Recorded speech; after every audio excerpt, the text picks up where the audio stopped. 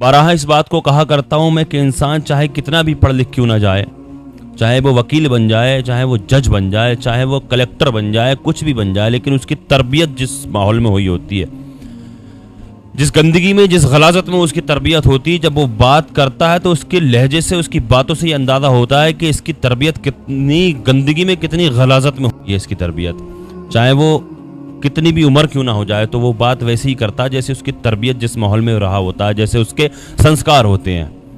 हिंदू मुस्लिम कर करके, JSR के नारे लगा लगा के इस मुल्क में ऐसी नफरत घोल दी गई है कि जिसको देख करके लगता है कि हाँ, इस मुल्क को बर्बाद होने से कोई नहीं बचा सकता। जी हाँ, हम और आप आए दिन देख रहे हैं इस तरह की वीडियो सामने आ रही हैं कि बर्बादी के गहने पर ही खड़ा है ये मुल्क। जाने भी जा रही हैं, लाखों का, करोड़ों का नुकसान भी हो रहा है, काफ़ी नुकसानात हो रहे हैं। बहराइच का मामला हमारी और आपके मद्देनज़र है। हम और आप देख रहे हैं किस कदर नफरत बीज खोल दिया गया JSR के नारे लगा लगा कर और हिंदू मुस्लिम कर करके। ज़बरदस्ती मुसलमानों को पकड़ करके JSR के नारे लगवाए जाते हैं। नहीं अगर वो कहते हैं तो फिर उनके साथ में बदसलूकी की जाती है, उनके साथ में ज़्यादती की जाती है। एक मामला गाज़ियाबाद से निकल करके सामने आ रहा है। एक मौलाना, एक हाफिज़ साहब या फिर एक कारी साहब एक बच्चे को अरबी पढ़ाने के लिए जाते हैं किसी सोसाइटी में फ्लैट होगा, वहाँ पर किसी बच्चे को अरबी पढ़ाने जाते हैं, कुरान पढ़ाने के लिए जाते हैं। तो वहाँ पर जब वो लिफ्ट में कदम रखते हैं तो वहाँ पर जब लिफ्ट का दरवाज़ा खुलता है तो वहाँ पर एक अंध साहब खड़े हुए होते हैं। देख करके तो ऐसा लग रहा है कि भाई साहब बड़ा कोई अधिकारी हैं, सूट बूट कोट पैंट। अभी मैं आपको दिखाने वाला हूँ, वीडियो भी दिखाऊंगा आपको, मैं उसकी फ़ोटो भी दिखाऊंगा उस बंदे की। जैसे मैंने अभी कहा कि पढ़ा लिखा आदमी लग रहा है बाकायदा। जब वो दरवाज़ा खोलते हैं हज़रत, तो उसमें वो साहब खड़े होते हैं, अंधभक्त साहब। वो कहने लगते हैं, भाई मौलाना तुम्हारा यहाँ का काम है, तुम्हारे यहाँ पर क्या काम है सोसाइटी में? वो भी उसी में रहने वाला होगा शायद, हो सकता है।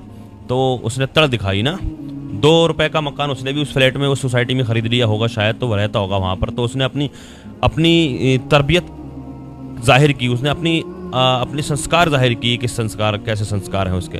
उसने कहा, मौलाना तुम्हारा यहाँ क्या काम है? हज़रत कहने लगे कि मैं यहाँ बच्चे को पढ़ाने जाता हूँ, अरबी पढ़ाने जाता हूँ, कुरान पढ़ाने के लिए यहाँ पर जाया करता हूँ अक्सर।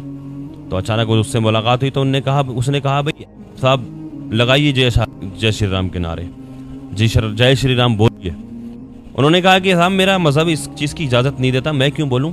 और सही बात है भाई, क्यों बोले हम? तुम रखो ना अपने पास, हम नहीं अपनाते किसी के मजहबी नारे को, हम नहीं अपनाते, तुम रखो अपने पास, चाहे वो नारे लगाओ, तुम्हें कौन रोकता है? हम किसी को नहीं रोकते। हम तो सिर्फ एक अल्लाह के मानने वाले, अल्हम्दुलिल्लाह, ला इलाहा इल्लल्लाह मुहम्मद रसूलुल्लाह, अल्लाह अकबर, अल्लाह के सिवा कोई माबूद नहीं है, मोहम्मद अल्लाह के रसूल है। लगाइए ना नारा, आप चाहे जो नारे लगाइए, चाहे किसी की पूजा करिए, आप किसी की इबादत करिए, हमें मतलब नहीं है, हम नहीं रोकते तुम्हें। लेकिन हमारे मज़हब में अपनी दखलंदाजी बिल्कुल करने की ज़रूरत नहीं है। उसके बाद में क्या होता है, उसने क्या किया, उसने लिफ्ट का बटन दबाया और उनको बाहर निकाल लिया लिफ्ट से। 2-1 लोग अंधभक्त और होंगे वहाँ पर, उनको भी इकट्ठा कर लिया उसने और कहा कि ये मौलाना का क्या काम है यहाँ पर, और ये यहाँ पर क्या कर रहा है भाई, और हमारी सोसाइटी में ये कहाँ से आ गया। और बदतमीज़ी से जो जुमले में बयां नहीं कर सकता, इस जुमलों में आप समझ सकते हैं किस तरह से उन्होंने ज़्यादती की उनके साथ में। उनसे कहा कि उनके साथ ज़्यादती की, उनसे कहा जय श्री राम के नारे लगाओ। उन्होंने कहा कि हमारा मज़हब इजाज़त नहीं देता, हम नहीं लगाते। तो उनमें से एक शख्स कहने लगता है कि आप जाइए मौलाना यहाँ से, वहाँ से वो चले आते हैं। ये मामला 22 अक्टूबर का है और वहाँ से जो वीडियो निकल करके सामने आई है मौलाना की, मौलाना आलमगीर नाम है इनका। मैं चाहता हूँ आप लोग इनकी वीडियो को भी देख लीजिए एक बार। जी मौलाना साहब, मुझे आप बताएं क्या आपका नाम है, कहाँ पर रहते हैं और आज आपके साथ क्या हुआ, पूरी वाक़या बताइए।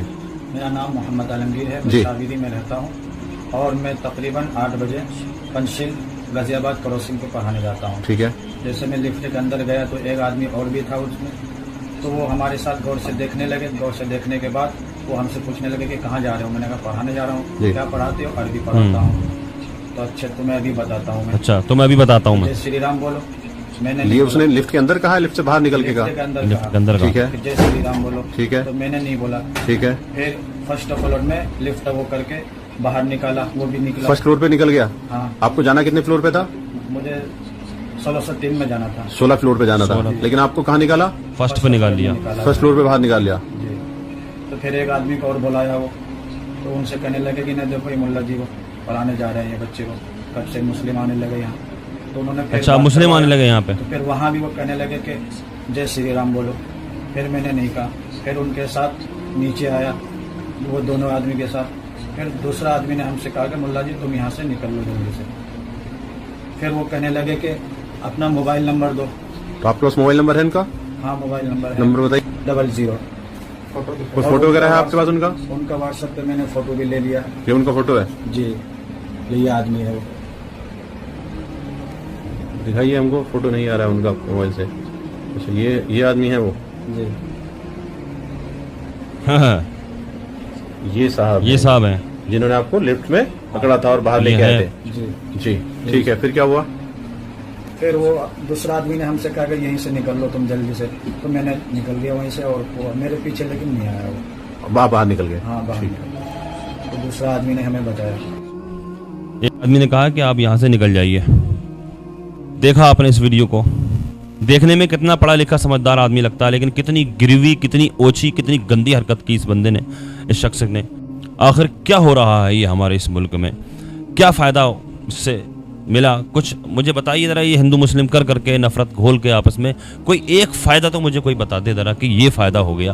बर्बादी तो हो रही है, नुकसानात तो काफ़ी हैं, हम बता देंगे आपको, काफ़ी नुकसानात हैं, लेकिन फ़ायदा कोई नहीं है इससे। हाँ फ़ायदा हो सकता है वक्ती तौर पर, राजनीतिक नेताओं को फ़ायदा इससे हो सकता है, लेकिन वक्ती तौर पर, लेकिन हमें इससे कोई फ़ायदा नहीं है। इस मुल्क में नफ़रत के सिवा कुछ और नहीं बचा। इस मुल्क को बिल्कुल समझ लो तबाह बर्बाद करने की कोशिशें हो रही हैं। क्या मिलता आखिर ये सब कुछ करके? अब तो टीचर भी, पढ़ाने वाले भी महफूज नहीं रहे इस मुल्क में। बताइए किस कदर ये JSR के नारे लगा लगा करके, किस कदर ये हिंदू मुस्लिम कर करके इस मुल्क में नफ़रत का बीज बोया जा रहा है। JSR के नारे बोलते हैं नफ़रत की जगह आप। JSR के नारे, जय श्री राम, क्या मतलब है भाई जय श्री राम का? जय श्री राम का मतलब क्या यही नफ़रत फैलाई जाए? नफ़रत की जगह इसको इस्तेमाल करते हो आप, लड़ाई दंगों में इसको इस्तेमाल करते हो आप जय श्री राम के नारे। क्या मतलब है इसका? अभी तक किसी मुसलमान को देखा आपने किसी ने कि किसी से कहा हो कि अल्लाह भैया एक वीडियो तो मुझे दिखा दे, कोई एक वीडियो कोई मुझे दिखा दे इस तरह की कि किसी ने किसी हिंदू से, किसी भी गैर मुस्लिम से पकड़ करके उससे कहा हो कि लगाओ अल्लाह अकबर, बोलो अल्लाह अकबर। बताओ मुझे कोई एक वीडियो तो ऐसी दिखा दो। तुम क्यों उस कदर नफरत फैला रहे हो इस मुल्क में? क्या मिलता है, हासिल क्या होता है इससे आखिर मुझे बताइए आप। अब सवाल यह है कि शासन और प्रशासन क्या कदम उठाता है इसके खिलाफ, इस शख्स के खिलाफ? क्या इसको सज़ा होगी? क्या इसकी गिरफ्तारी होगी? इस पर कुछ कार्रवाई होगी? अब इस चीज़ का इंतज़ार है हमें। अल्लाह की बारगाह में दुआ है अल्लाह तबारक व तआला इस मुल्क में अमन और सुकून कायम फरमाए। अल्लाह तबारक व तआला हिंदू मुस्लिम भाईचारा कायम फरमाए। अल्लाह तबारक व तआला दुनिया के तमाम मुसलमानों की इज़्ज़त व आबरू की, जान और माल की हिफाजत फरमाए। अल्लाह तबारक व तआला दुनिया में जहाँ कहीं परेशान मुसलमान हैं सब परेशानियों को दूर फरमाए। जो बेकसूर मुसलमान जेलों में कैद हैं अल्लाह पाक उन सबको बाइज़्ज़त रिहाई अता फरमाए। जो बेजा मुकदमाबाजियों में फंसे हुए हैं अल्लाह पाक उनको उससे छुटकारा नसीब फरमाए।